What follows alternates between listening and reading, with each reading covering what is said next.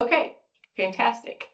So first of all, I would like to thank all of you for taking the time out of your schedule. I know it's always hard to squeeze these types of things in and make sure we give opportunities for everybody to participate. But we're really thankful that you are spending your time to join us today. And I will introduce myself, and then I'll have the coordinators that work with me on the collaborative introduce themselves, and then we will dive into the presentation. So my name is Donna Martin. I am the project director for Double Up Food Bucks, and I work at Mid-America Regional Council.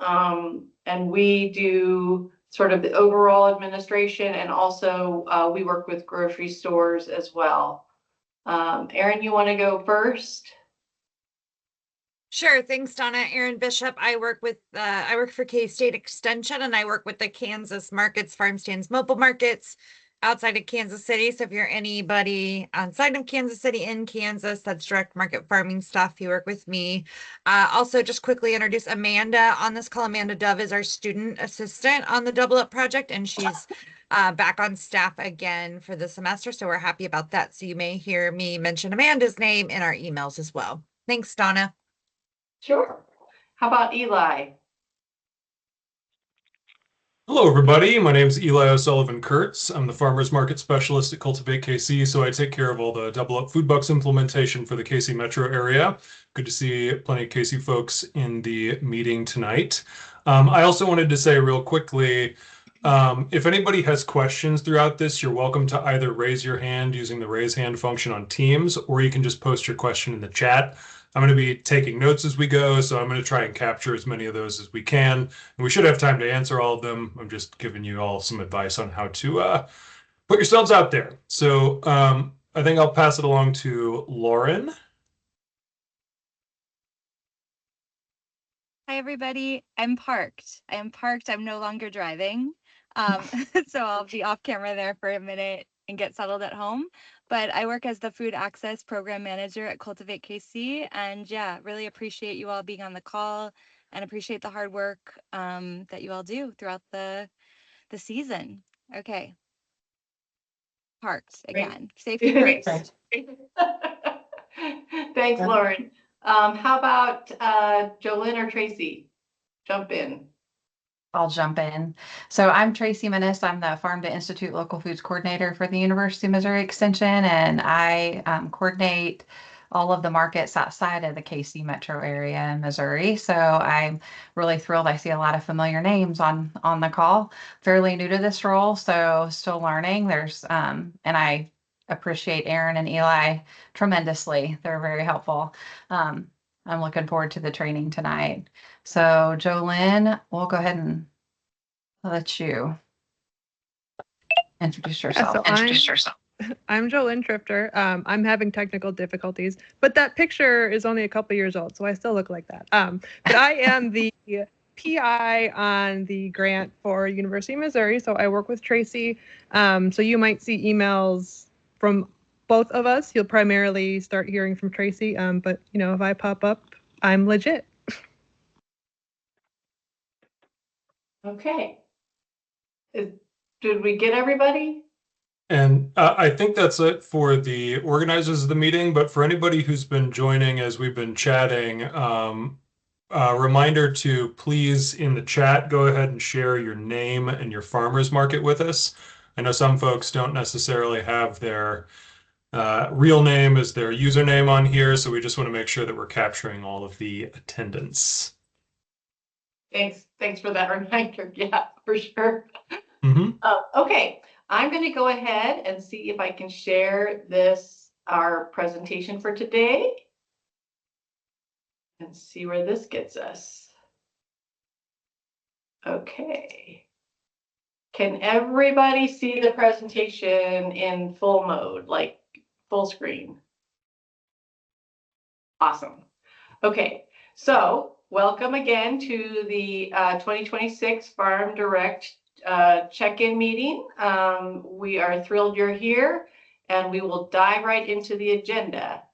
So our agenda today is, first of all, to give you a little bit of information about, where we stand in terms of funding, our new USDA grant, all of that.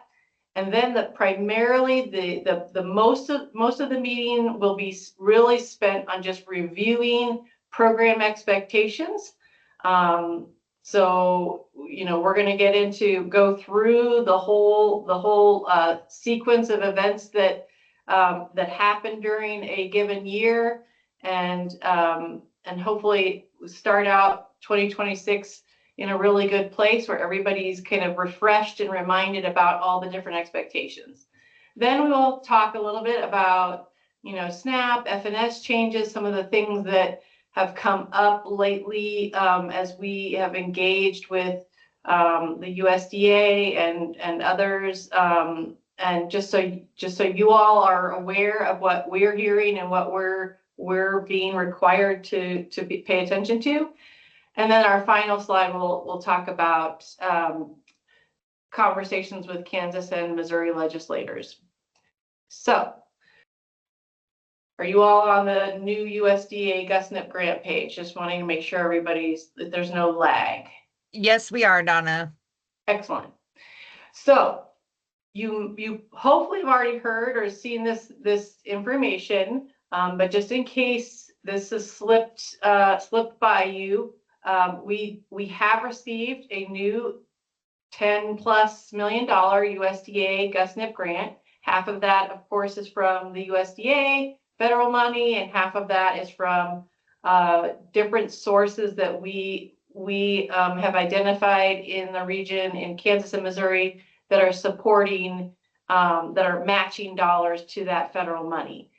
That grant started in the middle of September and will go to the middle of September of 2028. So one of the reasons why we're doing this in this particular meeting, kind of check-in meeting in the first place, is just because we're starting we're basically at the very beginning of a new large USDA grant. So it just seemed right to kind of start everybody out kind of in a fresh way, because things have changed maybe over the last few years a little bit. Part of that match does come from Missouri funding that was appropriated and granted to us last year. The governor signed off on the Missouri budget on July 1st. So we do have almost $2 million, $1.9 million of Missouri funding that does have to be spent by the end of June. So that is contributing to some of that 50% match. And we would really love to continue getting money from Missouri and Kansas, which, as I mentioned before, we'll talk a little bit more of that at the very end. But we're super excited that we have funding, and we're in a good place for the next 3 years. So we're really thankful that you all are on board with us, and we can continue this journey for a few more years at least. All right. Oh, any questions about funding before I leave that topic? Okay, if you have anything, if anything pops up, again, feel free to pop it in the chat, or we'll have time to answer questions anytime. So, expectations for Double Up Food Bucks. The way it kind of made sense to us was that we kind of walk through from the very beginning of the process all the way through to, to the end. So the very first thing in my mind that gets things started is contracts. And you all have contracts with your particular coordinating organization. Some of you have contracts with K-State, some of you have contracts with Cultivate KC, and some of you have contracts with the University of Missouri Extension. Those contracts, if you're not a year-round market, if you are a year-round market, you should have already received your contract for 2026. If you're not a year-round market, you may not have received that yet, but they're coming. So whenever you get your contract, please try to get that signed and returned back to your coordinator as soon as possible. And the reason why I say that is because for us on our end, contracts really help us determine who is actually participating for the year. And we're already in the process of starting to get, to prepare for brochures and signs and all those things. So we need a contract to be able to say, yes, indeed, we can send tokens and signs to your market.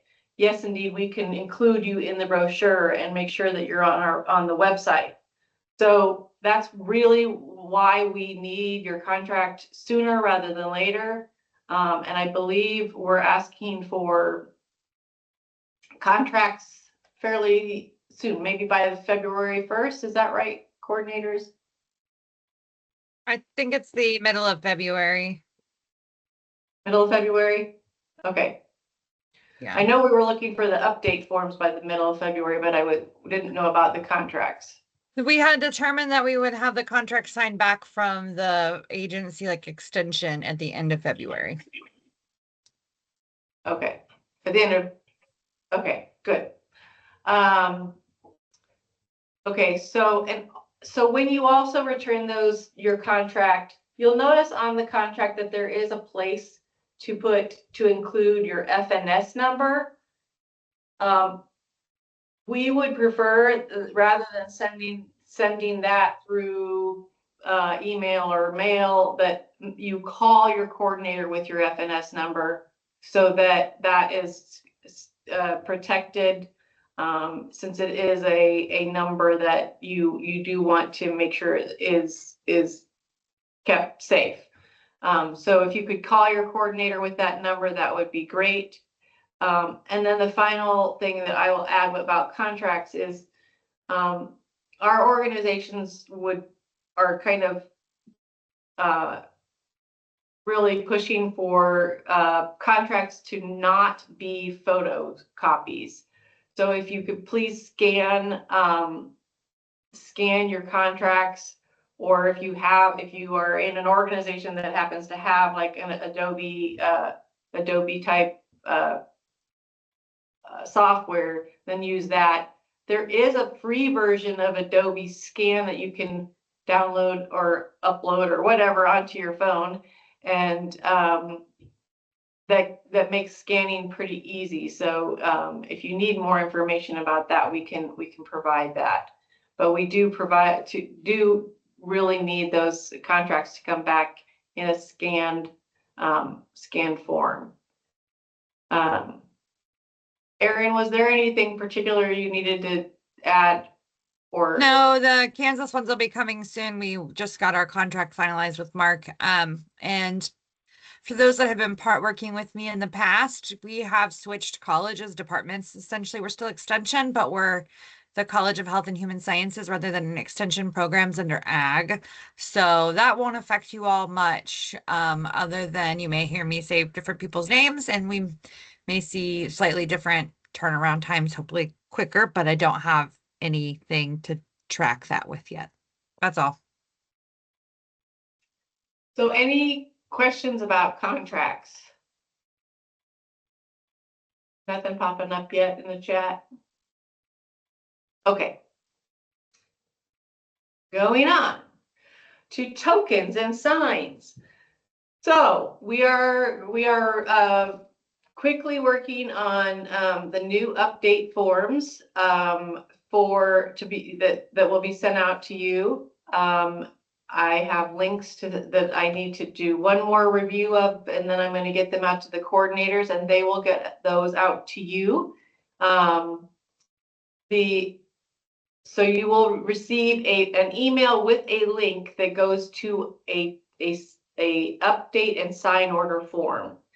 And the purpose of those forms is basically to make sure that we have all the updated information about your farmer's market. That includes your physical location, your contact information for the day-to-day person who runs the farmer's market, and also the fiscal organization that sort of pays the bills. And also very importantly, all the updated information about when your market is going to be open this coming season. So months, days, times, all of that good stuff. The other part of this form is to order signs. And so we definitely want you to start now, even before you get this link, to go and look at the signs that you have, and see what you have, so you know the different types of signs that you already have and the condition they're in, and so that you can start thinking about what you might need. Now, the tokens will also be part of that decision-making process for signs. Tokens this year, we are all going to be using purple tokens this year. So if you are a market that used aqua tokens last year, we'll talk about that in a minute, but eventually you will be sending aqua tokens back and you will only be using purple tokens. Aqua tokens can still be redeemed in 2026, but they should be, once they are redeemed from your farmers, from your vendors, they should be taken out of circulation. So you should not be distributing aqua tokens at all for the next 3 years, basically. The reason why we're allowing them to be redeemed right now is just because of the way everything happened at the end of the year, and our funding sources are currently kind of overlapping. We didn't have time to get out signs telling people that the aqua tokens needed to be spent. So we felt like we will give people some grace to be able to use those, since they weren't able, they didn't have notice at the end of the year. But like I said, once they are turned in from your farmers, and once the end of the year comes, whatever that looks like for your market, that could be in September, October, or could be December, those tokens will not be taken in January. So keep that message going out. Like, people need to use those. If they're going to use them, they need to use them this year. So that being said, when you consider the signs you need, if you are one of those aqua markets that was using aqua last year, make sure that any signs that have the aqua token, you are taking that into consideration, that you need to order purple signs that have purple tokens again, to replace those. That shouldn't affect your, like, if you have A-frame signs or yard signs, that shouldn't affect those. And we did test out, we had one farmer's market that tested the decal that we provided some of you last year. It is removable, so you won't have to order new banners likely either. So just keep that in mind. And regarding signs, once you receive your signs, once we've put them in, ordered them, gotten them to you, please make sure your market has the signs out. So the vendor signs, the market signs, please make sure they are out every time you have a market day. Truly, customers know that you're doing the program if they see it, and they know where they can use those tokens if there are signs out indicating where they can use them. So please do a great job on that. We would love for our surveyors to be out there and to report back that they have 100% have signs out. So that would be great this year. Any questions about tokens or signs and the update forms?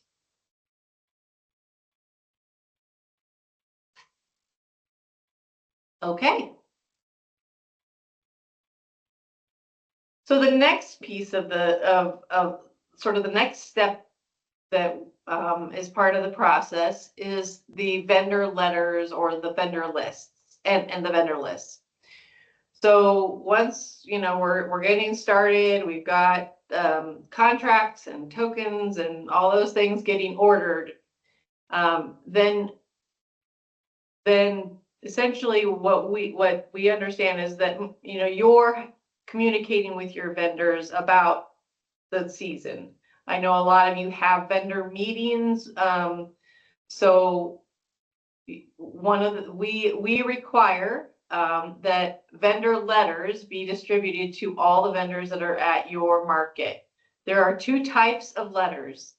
There's one for vendors that do sell produce. They could be selling only produce, or they could be selling produce and other things, but they sell produce, so they can accept the Double Up Food Buck tokens.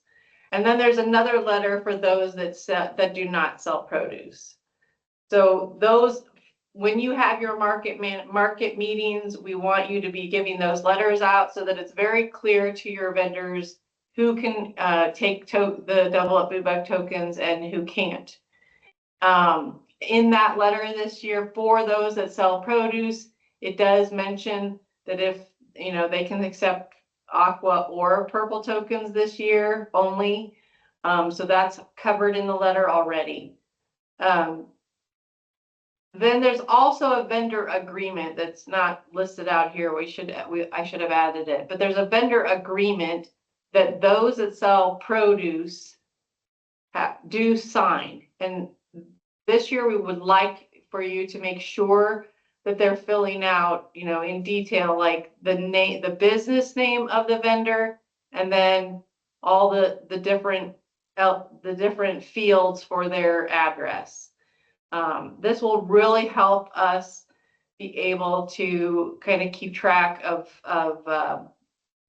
unique vendors that are selling at markets, and we'll get into that in a little bit. So the vendor agreement will basically feed into a vendor list that in your contract we are asking for either by June 1st for the Kansas City and the Kansas markets, or by April 1st for the Missouri markets.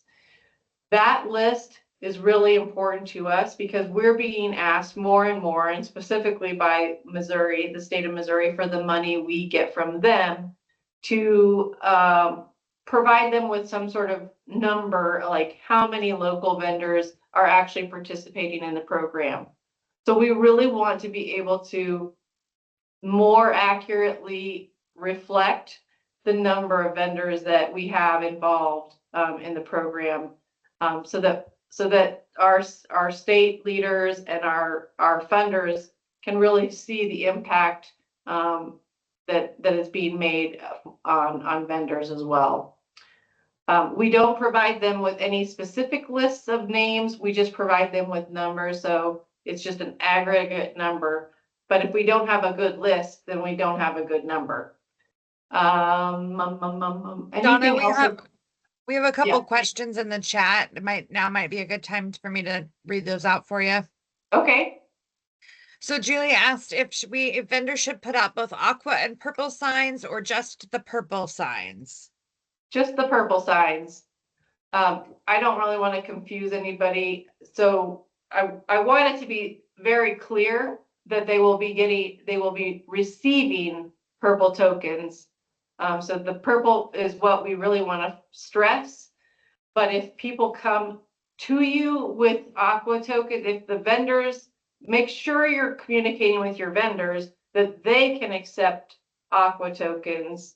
And then when they come to you with aqua tokens, you can accept them from the vendors.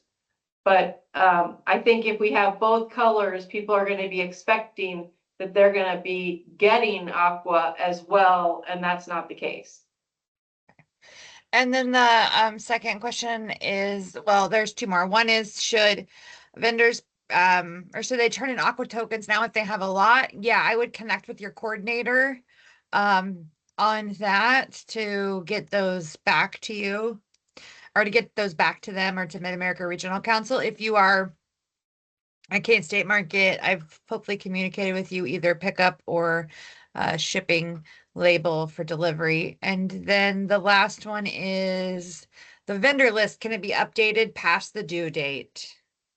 Yes. So once once you submit your and actually, as soon as you have that vendor list, in my opinion, I would appreciate it if you, like, once you have your vendor meeting, I would love it if you would get that vendor list to us, because that will just help inform sort of a list we already have going that needs to be verified a lot more with better data. So as soon as you have those lists available after your vendor meeting, I would, if you wouldn't mind sending those in. Then as you go through the season, if you have additional folks that come and you're having them sign, the vendor agreement if they're new, then make sure you just send those names, that information to your coordinator so that they can add those to the list. Donna, this question is reminding me, we had discussed this same thing at previous meetings, and we had talked about creating, instead of asking market managers to put these on the vendor agreements, the business information, since some year-round markets have already had signatures from vendors, we had talked about making a spreadsheet that we'll send out to all the market managers where they can record all of the vendor information there. And in terms of submitting things past the due date, we had talked about adding a column with the date that the vendor information was recorded, so that whenever market managers send us an updated sheet, we can see kind of at a glance when we last entered data and if there's any new data from a date that's later than when we entered it ourselves. Is that something we're still planning to stick with?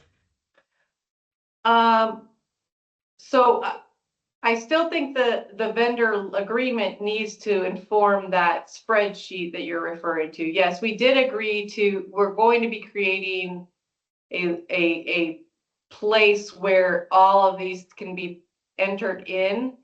And then you're right, Eli, so it will be a spreadsheet that throughout the market, you can just go ahead and add them into the spreadsheet. But I do think, the vendor agreements can still have the name and address and everything on them, because they've had those on there before. But that data can basically be used to aggregate, to fill in the spreadsheet that we'll share with you all. That's still on my to-do list, is to figure out that.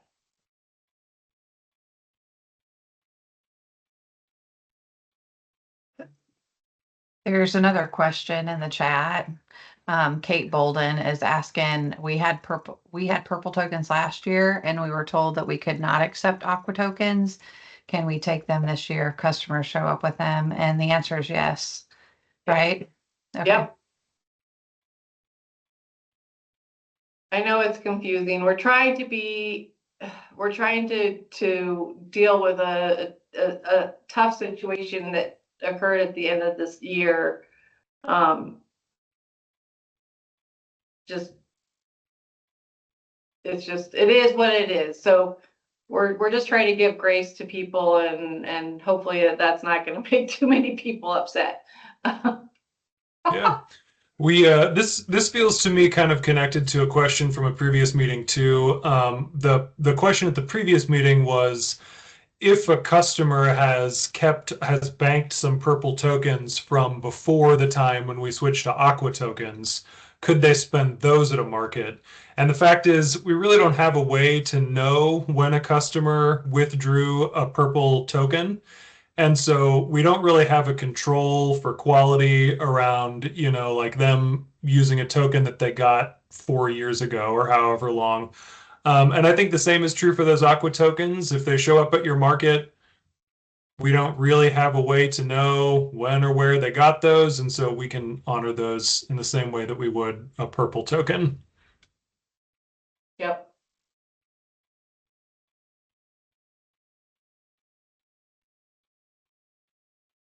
Rebecca, I see your question. Do we report aqua tokens separately from purple tokens? So we did have a conversation about this as well. And so on your vendor reimbursement sheets, we are not asking for that to be broken out by color. We're just asking for double up food bug tokens to be put in that column in general.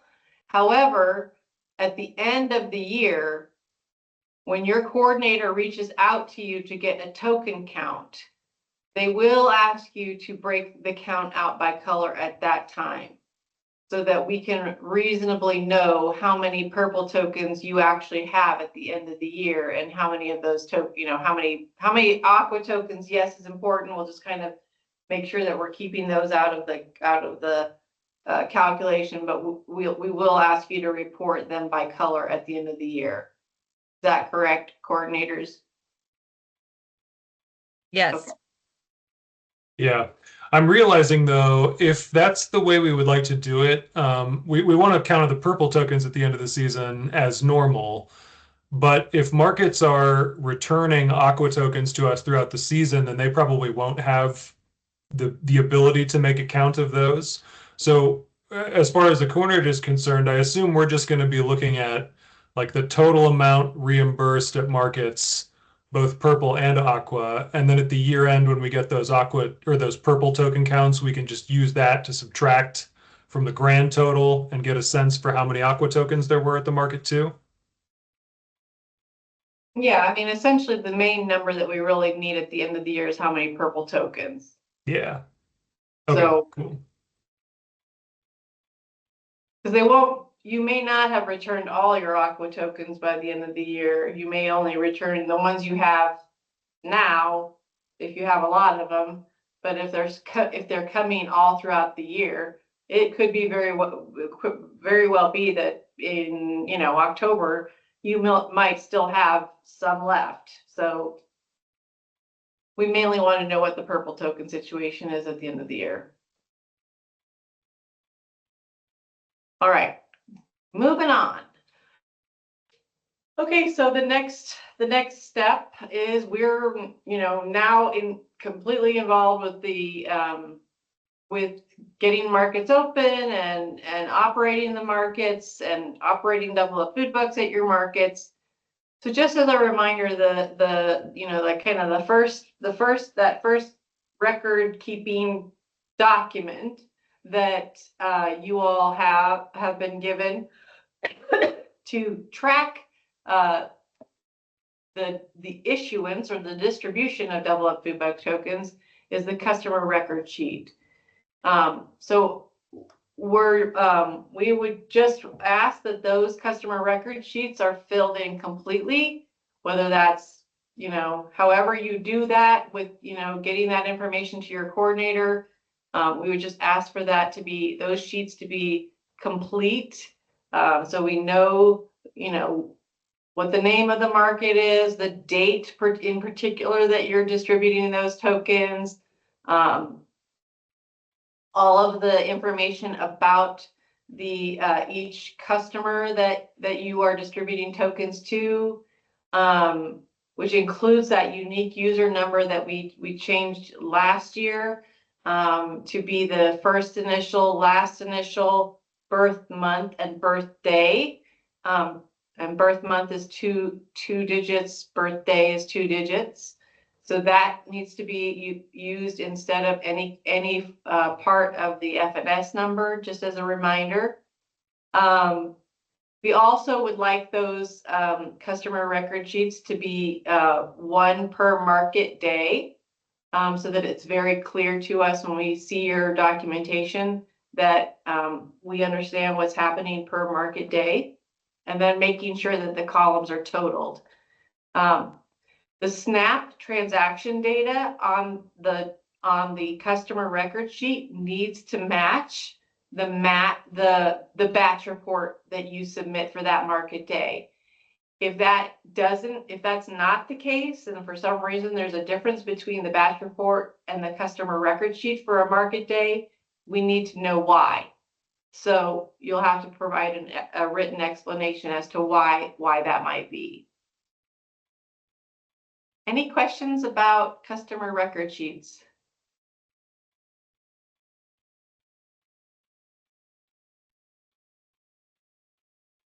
Okay.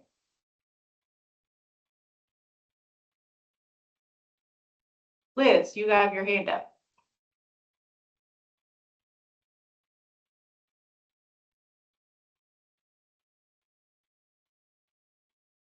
Liz, you may be mute. You are muted. I'm not sure if you need help unmuting.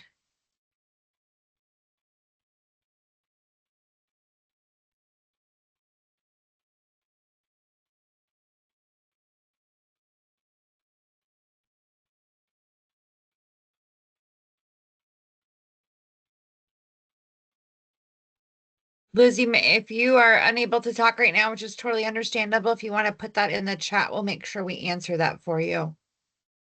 Yeah. Okay. So vendor reimbursement sheets, same kind of thing. So this is where you're getting the tokens from your vendors. You're tallying them up depending on whether they're SNAP tokens or Double Up Food Buck tokens or some other token that you happen to be accepting at your market. And so those need to be clearly defined by columns on your vendor reimbursement sheet. Again, the completing the sheet completely is really important so that it's very clear what date you're reporting for, what market you're reporting for. The vendor name really needs to be complete, like for their business name, so that we know that, you know, Smith Family Farms is Smith Family Farms, and the zip code is helpful as well if you can put that in. But we just need to know that it's not Joe, for instance. So that will help us keep track of the vendors over time as well. And then depending on how you are paying your vendors, that needs to be very clearly defined, and the documentation needs to be provided for that. So if it's a check payment, we need to know the check number and the date that it was paid. The ACH payment needs to have date and any, you know, payment information on that line. And then if you're paying with cash, we need a signature from the vendor themselves. So it can't be a signature that was filled in later. It needs to be from the vendor themselves, just in case there's an issue later on and somebody is claiming that, you know, they didn't get paid a certain day. We need to be able to clearly see that, yes, you signed for it, you know, it's clear that you were paid. And then the columns need to be totaled as well, so that we can see exactly all the SNAP tokens and the Double Up Food Buck tokens that were turned in. Any questions on vendor reimbursement sheets? While folks are thinking about those vendor questions, Liz posted her question in the chat about customer record sheets. She says, if we don't have any SNAP tokens dispersed for a market day, do we have to submit a blank customer sheet with just the date? I think different market coordinators might handle this differently. For me, I at least want markets to let me know if they had a market date, but they didn't have any activity. From the perspective of the collaborative, it's good data to know all of the dates that the market operated, whether or not there was any activity. And so I want markets to at least tell me that, and then I'll include a note in my own reporting to Mid-America Regional Council. But some market coordinators may prefer you to go ahead and submit that blank sheet. Donna, do you want to say anything about that? From my perspective, I don't necessarily think you need to submit a blank sheet, but like Eli said, if your market was open and could have been distributing SNAP tokens and or Double Up Food Buck tokens, then we need to know that the market was open, but there just wasn't any SNAP or Double Up Food Bucks being distributed. Just because we do have to report the number of days in a month that your your market was open and operating the program or able to operate the program, offering the program, if you will. So it really helps us if we know that. Otherwise, it's sort of like, well, I didn't get anything. I don't know whether they were open, so maybe they weren't. And you know, it just causes a little confusion and more questions.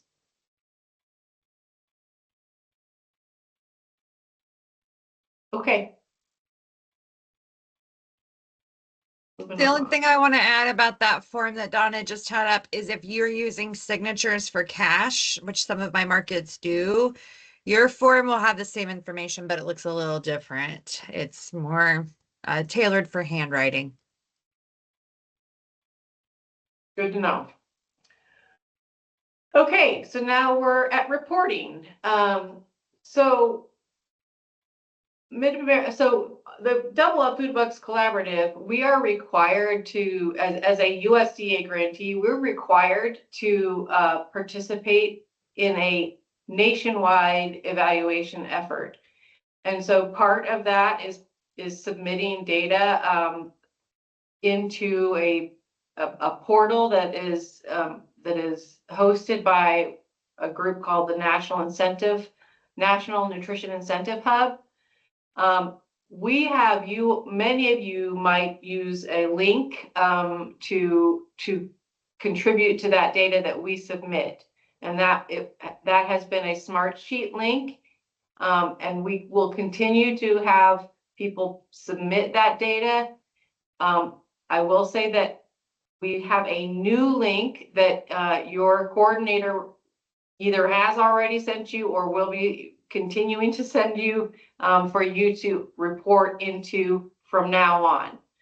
So if you have the old link bookmarked or anything like that, make sure you are not using that old link. Make sure you're using the new link that they're sending out to you. We need that reporting into the Smartsheet link to be done by the 10th of every month, so that we can also have that data available to keep our process of reporting to the USDA and the Nutrition Incentive Hub going, moving forward. Along with that, I know that you all submit documentation to your coordinator monthly, so that they can pay you, which is exactly what we want to happen. We want your documents to come to your coordinator monthly so that they can get you paid. And to do that, the things that are needed in that bunch of documentation is your customer record sheets, along with your batch report from the EBT machine. And again, those should match the SNAP numbers, and then also your vendor reimbursement sheets. So those three things are, and as we've already talked about, those three things clearly and completely filled out need to be submitted to your coordinator every month. Any questions about reporting?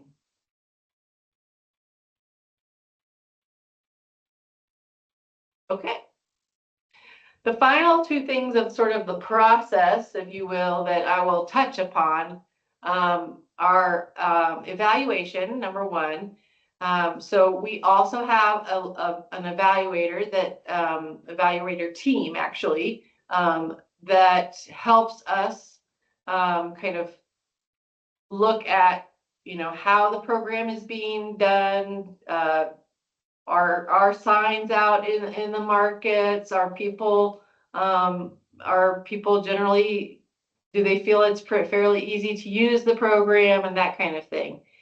Every year our evaluation comes up with a new sampling plan. So they select a different group of locations to go and evaluate or go and do the surveying at.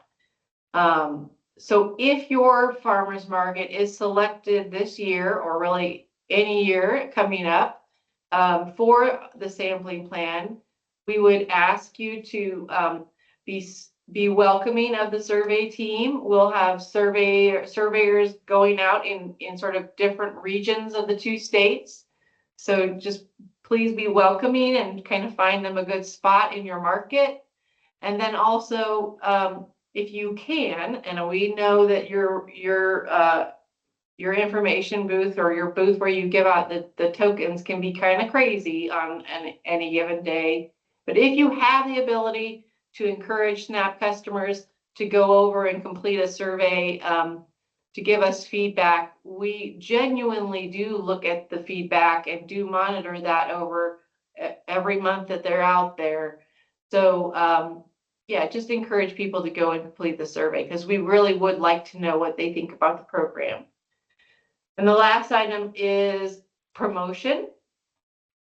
So we do a lot of social media promotion for Double Up Food Bucks through Mid-America Regional Council.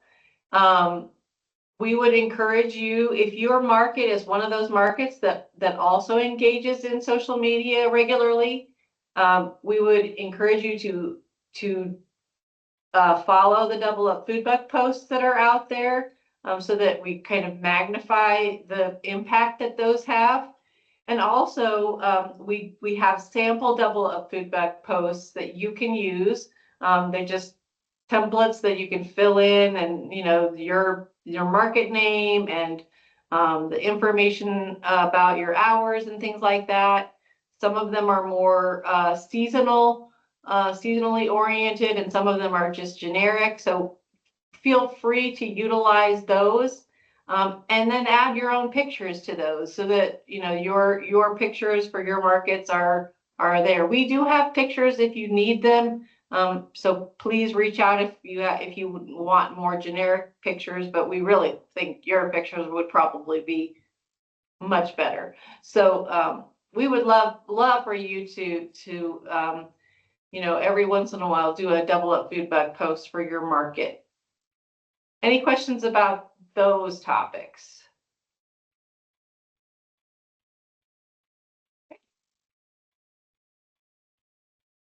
Okay, so this is like the not so fun topic. Sorry about that. But we felt like this was something that is important to bring up to all of you.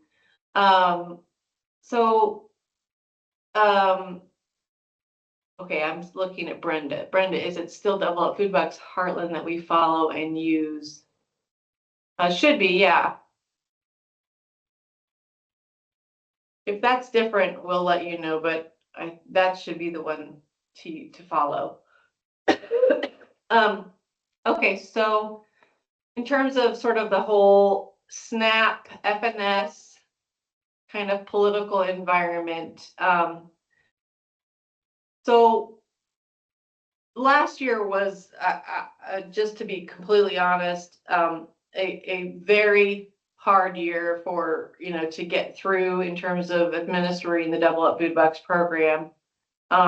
It was a year where we started out the year and they released the request for applications from the USDA in January, and then by February, they had pulled that application back.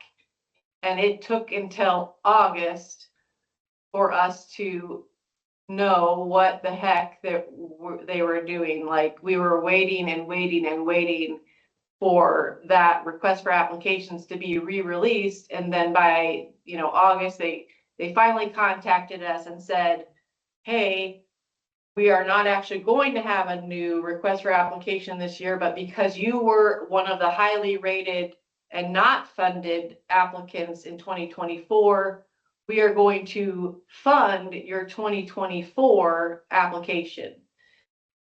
So that was thankful that actually happened, that we got funding, but the entire year was very uncertain. So we're hoping that the next 3 years is fine, but we really it left a little bit of a scar last year. So in the process of getting funded, there were several topics that have come up, not only just questions that the USDA has asked of us, but also messages that we have become aware of that are going out to locations, and conversations that we've been part of that have indicated some things that you all need to know about. So first of all, the FNS sign requirement. We know that the USDA is making it very clear that all locations that take SNAP as a form of payment are required by contract to post this very kind of intimidating sign that you see on this slide. What we understand is that everybody should have received this slide in the packet of materials when you received an FNS number, but we completely understand if that sign has gone in a place where no one knows where it is at this point. But that being said, we are going to work to get you all a copy of this sign so that you have it and that you make sure that it is posted every day you are open as a market. We have heard from other grantees across the country that the USDA is sending out sort of secret shoppers that are specifically looking for this sign, and also specifically trying to kind of catch folks up to see if they can, get someone to break a rule or whatever. So we don't want this to happen to any of you, because the markets that have not had these signs up, or who have perhaps somehow done something wrong, they have gotten fined. So we do not want that to happen to any of you. We want everything to be the way it should be at your market, according to the contract that you have for the FNS number. So when you receive this sign, or if you already have your sign, in the meantime, make sure that's posted at your market. Refund policies. I had to write a big long thing, a big long answer about how our grantee, our group handles refunds. So essentially, and we could have a conversation if you have different feelings about this, but essentially the way it seems like it would work to me at farmers markets is that if someone comes and they buy SNAP tokens that are over $25, so essentially they're getting more SNAP tokens than Double Up Food Buck tokens, and they want to return their SNAP a portion of those SNAP tokens, as long as that portion is, is less than the amount over what they gave out with Double Up Food Bucks, that's fine. They can return those SNAP tokens.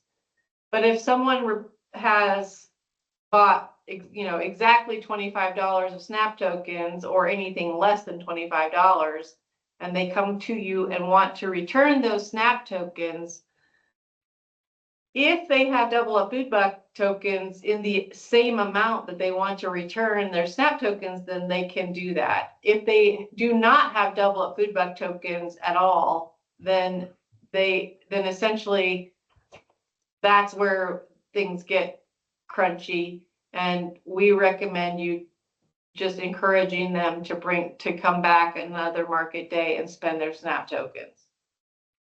So that's kind of our understanding of what makes the most sense in terms of refunds. If you have other ideas, please either share them in the chat or speak up, because we'd love to know what your thoughts are. So the third topic is equal treatment waiver. So essentially in the FNS world, in SNAP world, there is essentially a rule that all SNAP customers are to be treated just like any other customer. They're not to be given, treated worse or better. Like, they're supposed to be treated like every other customer. That being said, when when the Gus Schumacher, when the USDA came out with this nutrition incentive program, essentially FNS required anybody who does a nutrition incentive program to ask for a waiver that allows us to be implementing a program that is giving SNAP customers something different than other customers have. So because we are a USDA grantee, we are covered under the waiver that the USDA GusNIP program has to be able to do this program. So so if anybody ever asks you like, why do SNAP customers get this and we don't, or if there's any question about that, it is because there is a waiver that allows us to do this program. Okay. Do we need to talk a little bit more about refunds? I just wanted to mention, someone asked if they can make it a policy to not take refunds, and you are required by law to give SNAP refunds if what we call script, or what the USDA calls script, which most of your script is tokens. It's the item that represents the SNAP dollar for your customers and your vendors. You are required, as long as your market is open, to provide that refund. So I know it gets a little hairy with the double up, but mostly what I've seen is a customer running their card for a certain amount of SNAP and double up, and then at the end of that market day or their shopping trip, returning what they didn't spend. More so than customers coming back a year later with their tokens to do a refund, which would look a little different, of course, and not necessarily tied to double up. Right. Okay. So any questions about any more questions about either refund or the FNS sign or the equal treatment waiver?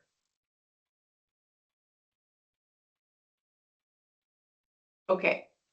So the other things about regarding SNAP and FNS is you may be aware that that there are SNAP changes in terms of who is eligible to receive SNAP. So definitely adults, I believe it's 55 to 64, that have dependent children under the age of something, maybe 14,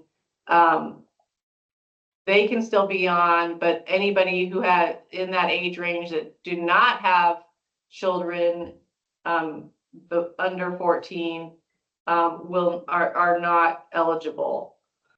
So there are definitely differences there are different policies now that will be essentially having the effect of reducing the number of people who are eligible to receive SNAP.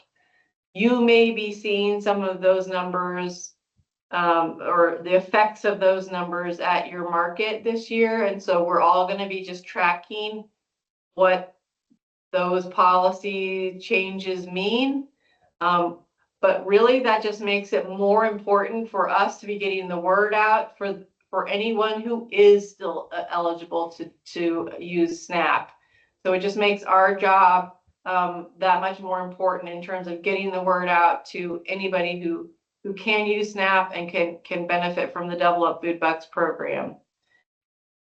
So also yet to come, both Kansas and Missouri, you may have heard, have requested waivers from SNAP to be able to change the definition of the foods that are allowed to the foods that SNAP is allowed to be used to purchase.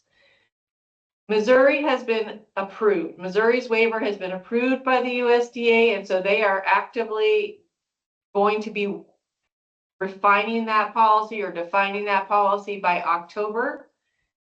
Kansas has asked to have a waiver reviewed, and theirs apparently has not been approved yet. So we'll see what happens with that.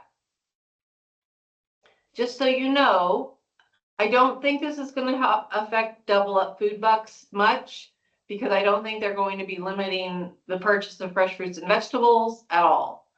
But it may affect some of your other vendors in terms of, if they sell any kind of, pop or drinks, energy drinks or things like that, those are gonna be limited likely. Also candy, well, depending on which side of the state line, you live on, there may be, restrictions on purchasing candy and what might be in that candy. So we'll try to keep you up to date once we know more about the policies specifically, but just know that those are coming down the pike. And it may affect some of your other vendors. And just in general, knowing what the rules and regulations surrounding SNAP and your FNS number and all of that is just it's a good practice to update yourself and refresh your understanding of all that, so that you feel confident going into this season and being able to offer SNAP and Double Up Food Bucks. Any other questions about this topic?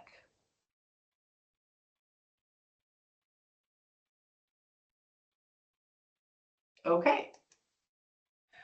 So finally, as I mentioned at the very beginning, we are currently receiving Missouri funding, and that funding goes until the end of June this year. We would love, again, to have more funding in the next budget, but that, quite honestly, will take some work again.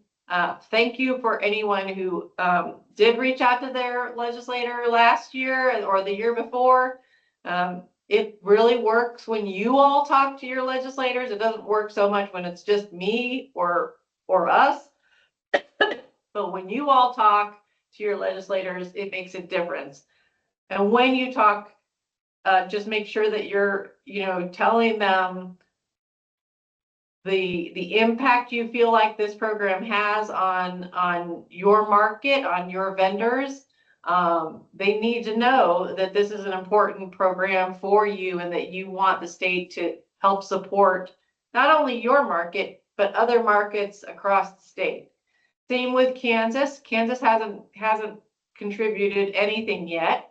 So we're still working on Kansas. So if you want to reach out to your Kansas legislator, we would be happy for you to do that. We can provide you with materials. Our 2024 report is certainly available to provide them, and we have some talking points, and then we have state-specific summaries. So we have one for Kansas and one for Missouri that we would be happy to provide you depending on where you are. Yeah, so Lauren mentioned that she's going to be at the Kansas Appleseed Advocacy Day tomorrow, and then Missouri's going to have, and there's another advocacy day that's coming up, sponsored by KFAN in March, I believe, and then there's an advocacy day being hosted by Empower Missouri. I believe it's February 17th, I think. So if you are able to participate in any of those, of course, those days are more, they're more than just Double Up Food Bucks. They're food systems, they're support, then local agriculture. But Double Up Food Bucks, if you're willing to carry that message, we would love you to do that, and we'll help provide you with information. Any questions about that?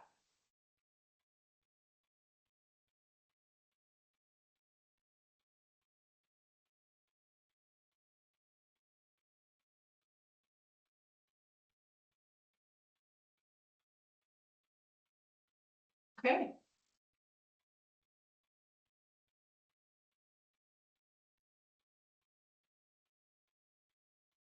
All right, well, coordinators, do you have any other thoughts that you'd like to share? No, just if you're a Kansas Extension market, you'll hopefully have your contract this week or next week. Those are getting worked on now on my end, so be on the lookout for those. And if you're a new market manager, because I know a few folks on this call are new market managers for Extension and markets that have already been participating, I'll reach out and we'll do more of a direct training on reporting and stuff as we get closer to the season. Tracy or Eli, do you have anything to add? Not really. I have a few markets that I'm waiting back to get their token count. So if you are on this call and you haven't sent me your token count or your token needs for 2026, I would greatly appreciate that. I would greatly appreciate that too. We are going to be ordering more tokens so that we can make sure that everyone is covered. But right now we're kind of trying to estimate that number, and it would be nice to have a better idea of how many we really need. Yep. Thank you. I don't have a whole lot to add to my markets. We've been under a lot of tight deadlines in the collaborative for the past, well, really a couple months, but my goal is to get the contracts for non-year-round markets started this week and then have those sent out by early next week. So you should be able to see those available for review very soon. And then otherwise, I just wanted to thank folks for attending. I know this is a lot of information. I've been keeping notes throughout all the meetings, and my goal is to combine all of the questions that were asked and all the notes that were taken into just one document and then send those out to everybody so that you can refer to those later. Some of the previous meetings, there were a lot of really great questions. So I want to make sure that folks have access to those questions and those answers. Great. Yeah, Thank you, I will. Eli. Go I ahead. just want to jump in real quick, Donna, echoing what Eli said. I would love to plug the annual Farmers and Friends event happening next month, hosted by Cultivate KC. And I'm going to go ahead and put that link into the chat as well. Yeah, for any folks who might be interested in gathering. There we go. And then I'd love to work on getting some of those other advocacy dates. I know everyone's schedules are so busy, and there's quite a few coming up back to back in February and March, but I'll make sure I get those broken down for Eli to send out to our market contacts for anyone who might be interested in those ops.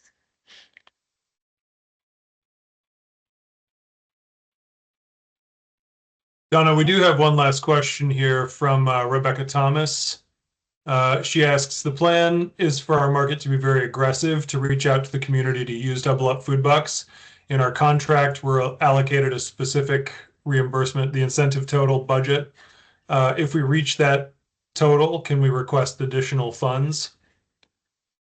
So yeah, so Rebecca, the way that works is, yes. So as long as there is budget, as long as your coordinating organization has budget or there's budget in general from the larger grant, then we always want to make sure that you have more budget for incentives. So we definitely will do a contract amendment with your market to make sure that you are covered on that. If we have budget if we have room in our budget to accommodate more, to get you more, we want to do that rather than like have you stop doing the program for the year, right? And so really for the next couple of years, I think we'll be fine. We'll just we'll just keep pushing it and see where we are. So we haven't run out of money yet. So with this program, so we want to make sure that all locations are supported, and so yeah, we will give you additional funds if we have them.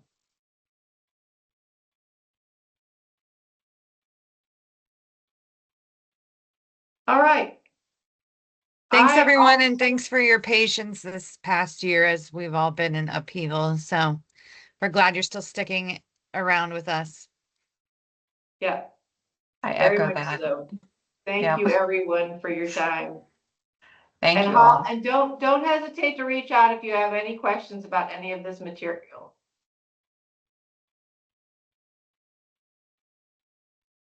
Have a good evening, everyone. Yeah, take care, everybody.